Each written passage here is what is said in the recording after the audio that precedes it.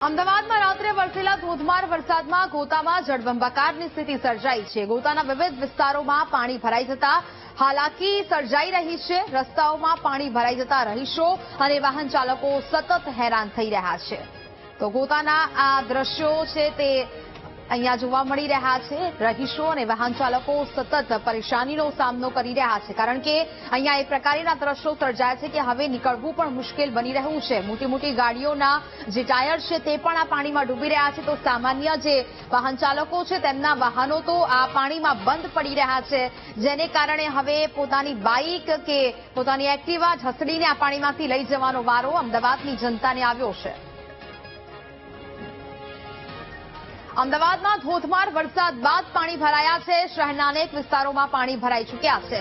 ઇસનપુર વિસ્તારમાં વરસાદી પાણી ભરાયા। મોંઘી હોટેલ પાસે જળબંબાકારની સ્થિતિ જોવા મળી રહી છે। ઇસનપુર વિસ્તારના આ દ્રશ્યોમાં આપને ટીવી સ્ક્રીન પર બતાવી રહ્યા છે કે જ્યાં મોંઘી હોટેલ પાસે જળબંબાકારની સ્થિતિ જોવા મળી રહી છે। ઘૂંટણસમાં પાણી ભરાતા લોકો પરેશાન થઈ રહ્યા છે અને તંત્રની આ સ્પષ્ટ બેદરકારી અહીંયા સામે આવી રહી છે અને તેને જ કારણે હવે લોકોમાં પણ રોષ વ્યાપ્યો છે।